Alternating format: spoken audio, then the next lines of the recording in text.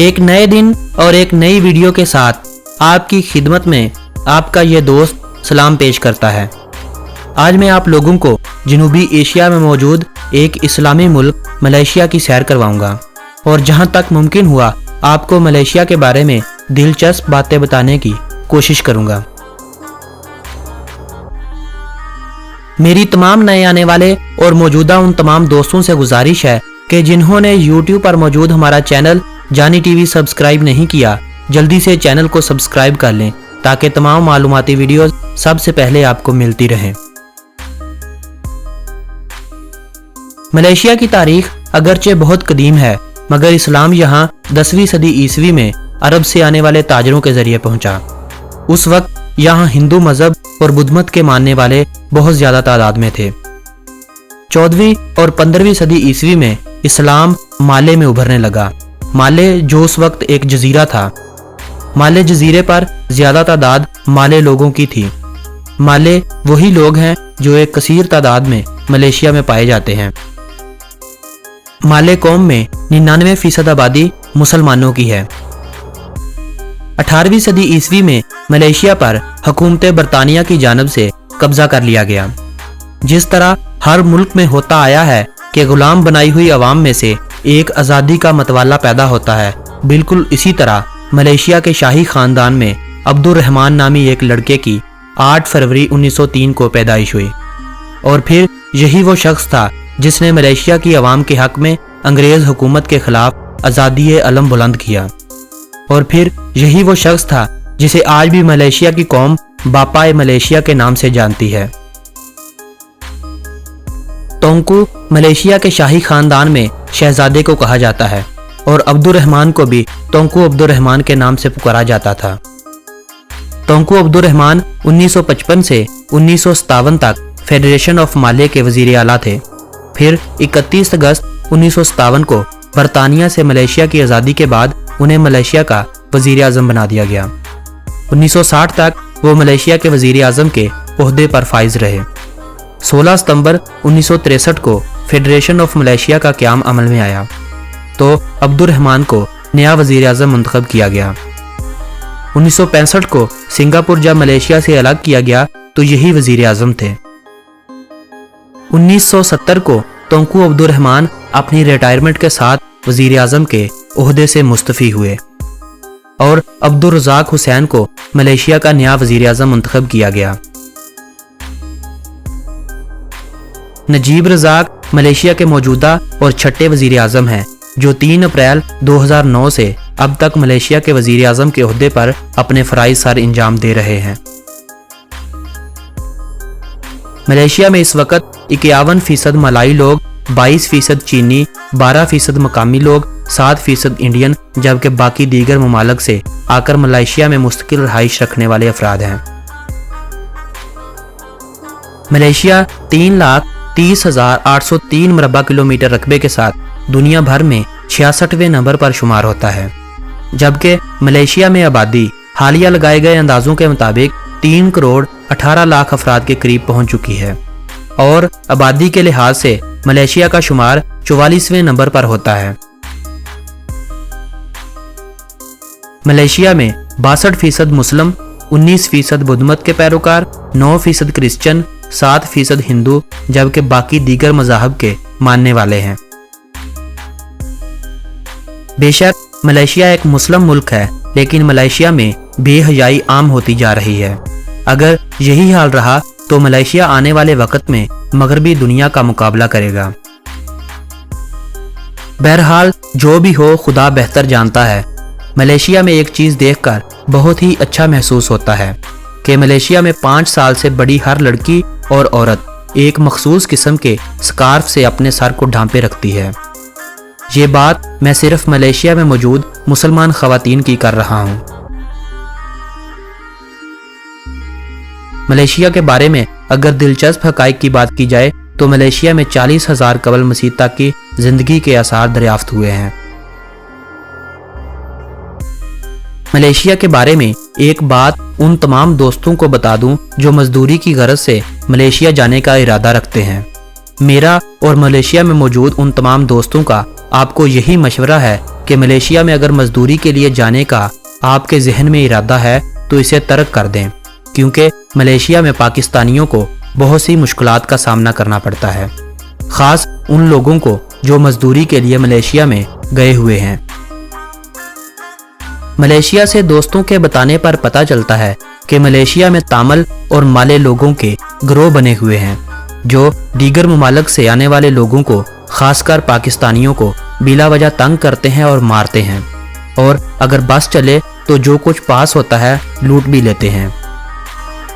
मेरा एक बार फिर उन तमाम दोस्तों को मशवरा है कि अगर आप सैर करने के लिए मलेशिया जाना चाहते हैं तो बेशक जाएं, मगर मजदूरी के लिए बिल्कुल नहीं। जब हम आप लोगों को इन तमाम मुमालिक की सैर करवा देंगे तो इसके बाद आप लोगों के लिए एक ऐसा वीडियो सिलसिला लेकर आएंगे जिसमें आप लोगों को पाकिस्तान में रहते हुए पैसे कमाने के ऐसे मशवरे दिए जाएंगे कि कोई भी इंसान पाकिस्तान में रहते हुए परदेश से बेहतर कमा लेगा।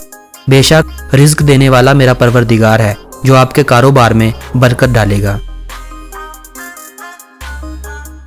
फिलहाल हम अपना जहन मलेशिया की वीडियो की जानब रखते हैं। मलेशिया की करेंसी को मलेशियन रिंगट कहा जाता है जो पाकिस्तानी 25.81 रुपयों के बराबर है। मलेशिया का कॉलिंग कोड +60 है। माले, मलाई या मलेशियन मलेशिया की कौमी ज़ुबान है। ये एक ही ज़ुबान है जिसको 3 मुख्तलिफ नामों से पुकारा जाता है। इसके अलावा भाषा मलेशिया की दफ्तरी ज़ुबान है, जबकि अंग्रेज़ी, चीनी, तामिल, हिंदी, उर्दू और दीगर ज़ुबानें आबादी के हिसाब से बोली जाती हैं। बैडमिंटन मलेशिया की कौमी खेल है, जबकि फुटबॉल मलेशिया में बहुत शौक से खेला जाता है, और ये भी कहा जाता है कि मलेशिया में 2034 में फीफा वर्ल्ड कप का इनकाद होगा। इनके अलावा horse riding, tennis, hockey, martial art और स्क्वैश दीगर शौक से खेली जाने वाले खेलों में शामिल हैं। कोलालमपुर मलेशिया का दारुल हुकूमत है और 17,68,000 अफराद की आबादी के साथ इस शहर को मलेशिया का सबसे बड़ा शहर होने का भी एजाज हासिल है। मलेशिया में आपको जापानी कंपनी के 7-Eleven के नाम से बने स्टोर नजर आएंगे जो 24 घंटे आने वालों को ticket booking, bill paid, book का टैक्सी, मोबाइल कार्ड्स और बहुत सी ज़बरदस्त सर्विसेज फराहम करते हैं। मलेशिया में अगर आपको दिल की बाईपास सर्जरी करवानी हो तो इसका अमूमन खर्चा $9,000 आएगा। अगर यही अमेरिका में करवानी हो तो खर्चा $1,30,000 अमेरिकन तक चला जाएगा।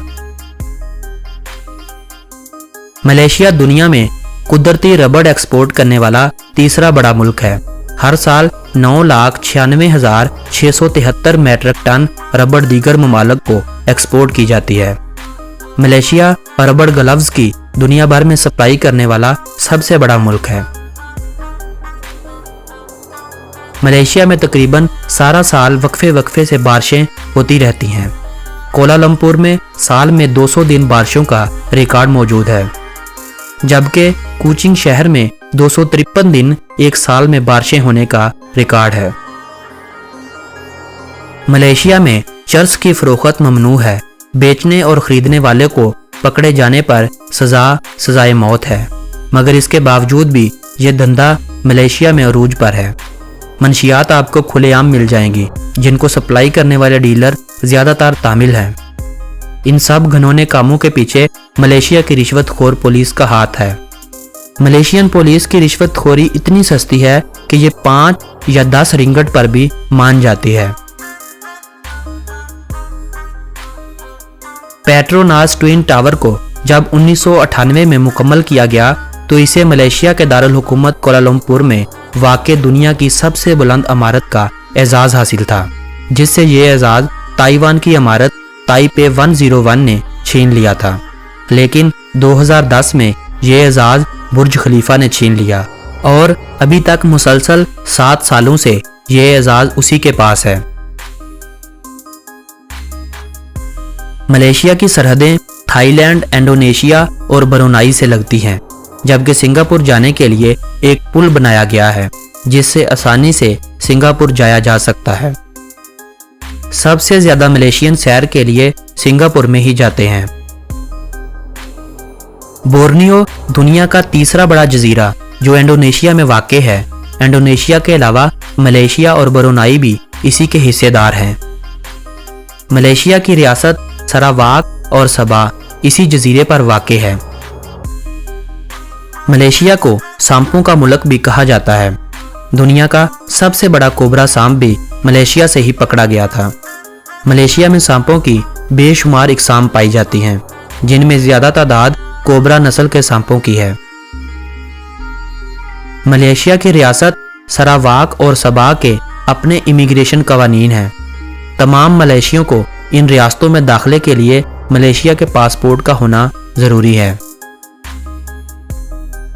मलेशिया के बारे में बेशबहा मालूमात होने के बावजूद भी हम आपको तमाम मालूमात फराहम करने से कासिर हैं।